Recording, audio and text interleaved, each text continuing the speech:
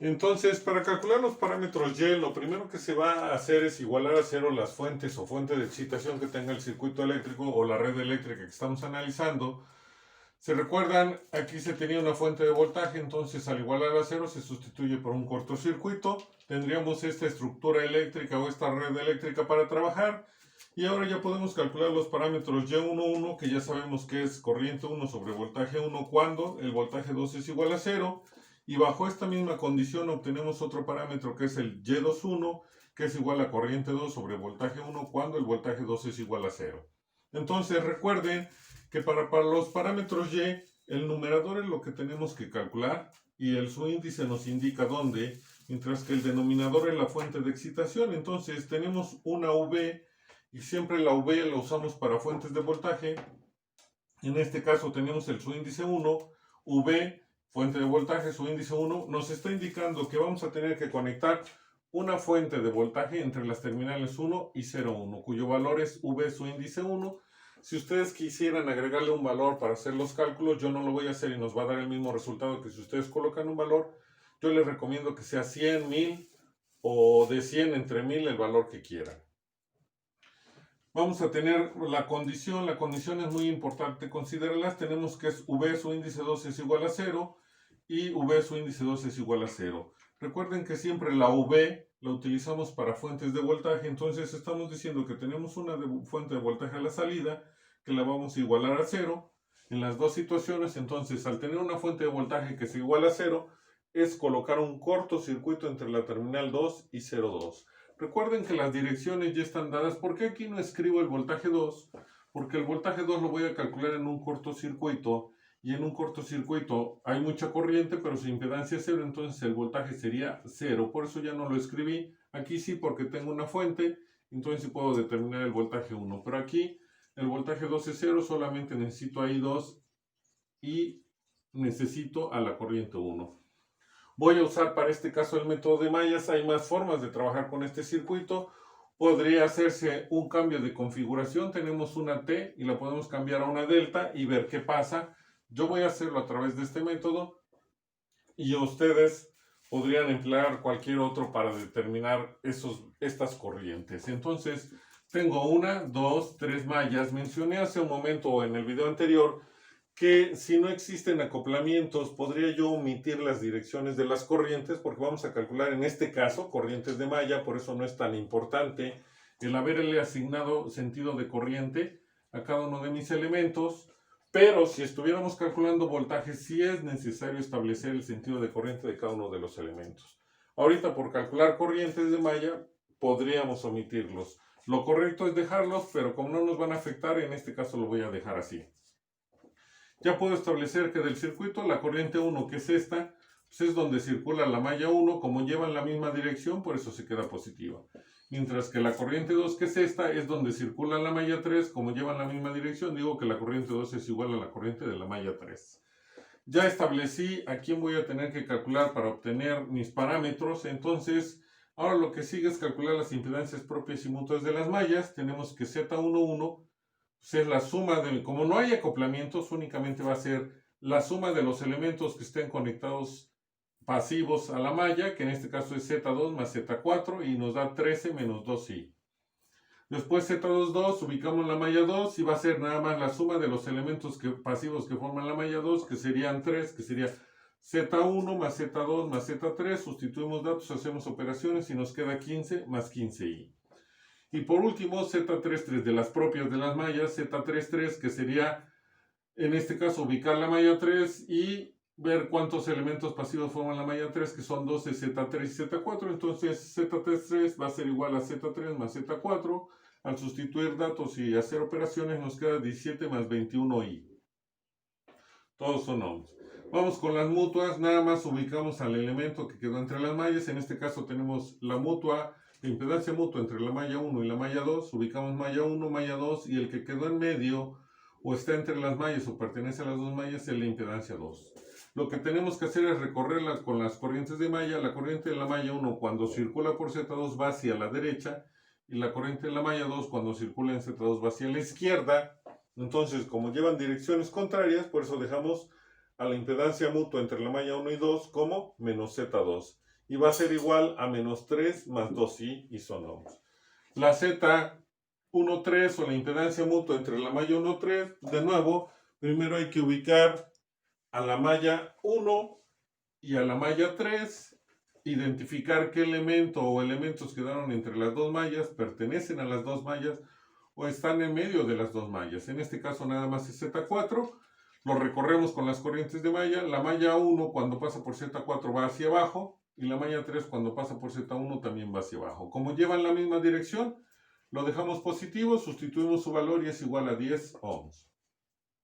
Por último, Z23, ubicamos la malla 2, ubicamos la malla 3, identificamos qué elemento o elementos quedaron entre las dos mallas, en medio de las dos mallas o pertenecen a las dos mallas, y para este caso es Z3, lo recorremos con las corrientes de malla. Sería la corriente de la malla 2 cuando pasa por Z3 va hacia la izquierda, la corriente de la malla 3 cuando pasa por Z3 también va hacia la izquierda, misma dirección, lo dejamos positivo y va a ser igual a 7 más 21i isonombres.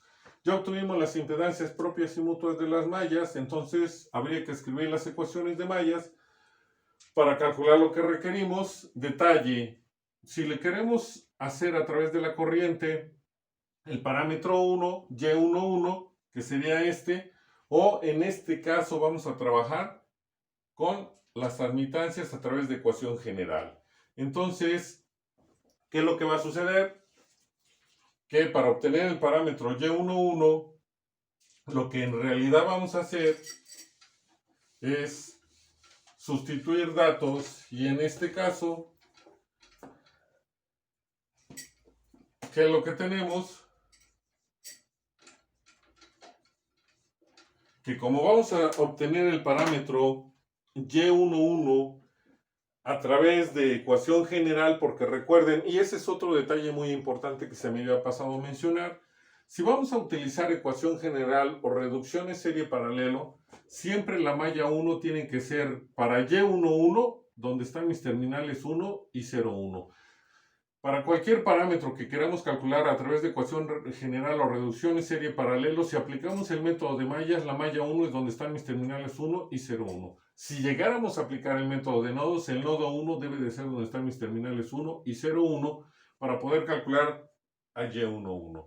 En este caso, entonces, Y11 va a ser igual a la admitancia total que hay entre mis terminales 1 y 0,1, y es la ecuación, la malla 1, y entonces yo puedo aplicar, como es la admitancia, recuerden que estamos trabajando con impedancias, y la impedancia total sería igual al determinante de las impedancias entre el cofactor de las impedancias 1, 1. Como yo voy a calcular la admitancia, y la admitancia total es igual al inverso de la impedancia total, entonces en realidad para calcular a Y11, que sería mi admitancia total, voy a tener que aplicar el cofactor de la impedancia 1, 1 sobre el determinante de las impedancias. Esto por la relación que tenemos de que la admitancia total pues, es el inverso de la impedancia total, y si la impedancia total la vamos a calcular de esta forma, le sacamos el inverso. Dicho eso, ya tenemos las impedancias propias y mutuas que se van a trabajar, y habría que sustituir datos. Vamos a hacer primero el denominador, que sería el determinante de las impedancias. Tenemos el valor de Z11, que sería 13 menos 2i, el valor de 1,2, que para nuestro caso es menos 3 más 2i, y el valor de 1,3, que para nuestro caso es 10. Sustituimos 2,1, que es igual a 1,2, y sería menos 3 más 2i, Z22, que es 15 más 15i, Z23, que para nuestro caso es 7 más 21i, y después tenemos a Z31, que es igual a 1,3, que es 10, Z32, que es igual a 2,3, que sería 7 más 21i, y por último el valor de Z33, que para nuestro caso es 17 más 21i. Y en el numerador va el cofactor de Z11, y recuerden que cualquier cofactor es de acuerdo a los subíndices. En este caso hay que eliminar columna 1 y fila 1 y nos quedaría en el numerador 15 más 15i, 7 más 21i, después sería 7 más 21i, y por último 17 más 21i. Eso en el numerador. Y entonces, una vez que se realicen operaciones, el resultado que vamos a obtener es que la admitancia o el parámetro Y11 va a ser igual a 0.21503 más 0.08991 y estos son Siemens porque estamos calculando admitancias ya. No importa que estemos trabajando con impedancias, nada más hay que tener cuidado. Recuerden que en realidad estaría calculando la impedancia total, pero como aplico que la admitancia es el inverso de la impedancia, por eso me queda cofactor de impedancia entre el determinante de las impedancias. Y eso ya me da directamente la admitancia 1,1, que es la que hay en la entrada, y además porque la malla 1 es donde estaba conectada mi fuente, y puedo decir que son Siemens. Para obtener el parámetro Y21, yo necesito encontrar a la corriente 2, o si ustedes hacen operaciones a través del método de mallas, para encontrar también a Y11, recuerden que es la corriente 1 entre el voltaje 2 y habría que calcular la corriente 1. Yo lo estoy haciendo a través de ecuación general porque necesito tanto el voltaje 1 como la corriente 1, que es el de entrada, y sería como calcular la admitancia total, pero entre las terminales 1 y 0,1. Mientras que para el parámetro de transferencia directa Y21 sí necesito encontrar la corriente 2, que es igual a la corriente de la malla 3. Habría que escribir mis ecuaciones de malla y hacer el cálculo necesario para obtenerlo. Si continuamos con el proceso, pues entonces tendríamos que las ecuaciones de malla sería, o más bien escribiendo las ecuaciones de malla,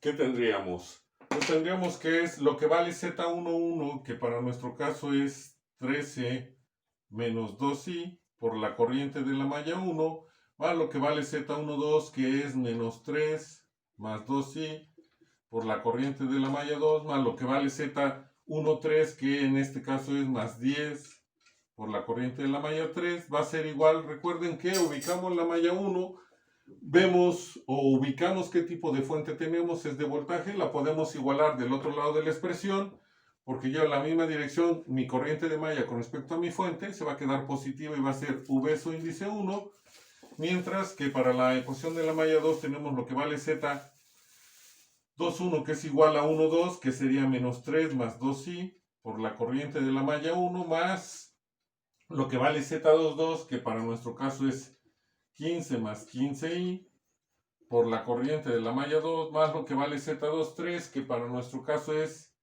7 más 21i por la corriente de la malla 3. Ubicamos nuestra malla 2, no hay ninguna fuente, entonces la igualamos a 0. Después tendríamos lo que vale Z31, que es igual a 1,3, que sería 10 por la corriente de la malla 1, más lo que vale Z32, que es igual a Z23, que sería 7 más 21i por la corriente de la malla 2, más lo que vale Z33, que es 17 más 21i por la corriente de la malla 3. Ubicamos la malla 3, vemos si tiene conectada alguna fuente, en este caso no tiene ninguna, pues la igualamos a 0. Ya tenemos nuestras ecuaciones de malla, entonces habría que calcular nada más a la corriente de la malla 3. ¿Y eso cómo lo vamos a hacer? A través del método tradicional que hemos venido haciendo durante todos los ejercicios, que es aplicando determinantes. Y entonces, para calcular la corriente de la malla 3,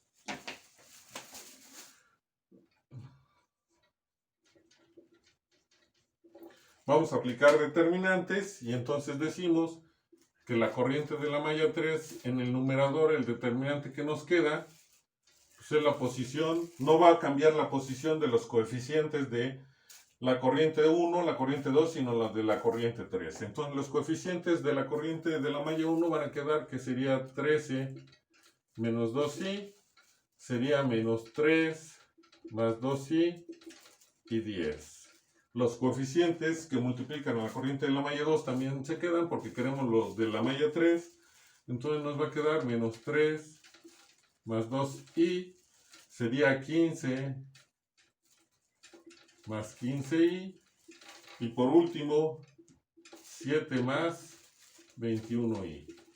Y como queremos encontrar a la corriente de la malla 3, bueno, pues ahora los coeficientes que teníamos los vamos a sustituir por la columna de mis fuentes, que en este caso pues, tenemos que es V su índice 1, 0 y 0. Cerramos en el numerador y habría que escribir el determinante del denominador, que ahí si dejamos todos los coeficientes, que sería 13 menos 2i, sería menos 3 más 2i, aquí sería 10, en este caso sería menos 3 más 2i, 15 más 15i, y en este caso sería 7 más 21i. Y por último tendríamos que es 10, 7 más 21i, y el último que sería 17 más 21i, y ya tendríamos nuestro sistema de determinantes para calcular a J3. Y en este caso J3 va a ser igual a menos 0.14142 menos 0.06900 y todo multiplicado por V su índice 1. Entonces, ¿qué ya obtuvimos? Pues ya obtuvimos el valor de la corriente 2. Entonces, ¿qué podemos decir? Que la corriente 2, que era igual a J3, pues es igual a menos 0.14142 menos 0.06900i, todo por V su índice 1, y son amperes. Entonces, como ya tenemos a la corriente 1, a la corriente 2, perdón, lo único que hay que hacer es sustituir, y que decimos, por lo tanto,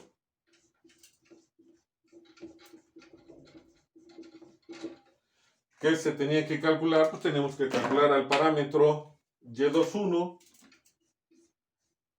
que era igual a la corriente 2 sobre el voltaje 1, sustituimos el dato de la corriente 2, y ya sabemos que es menos 0.14142 menos 0.06900i, todo por V su índice 1, y lo vamos a dividir sobre V su índice 1, pues esos voltajes se van a eliminar, y ¿qué nos va a quedar nada más?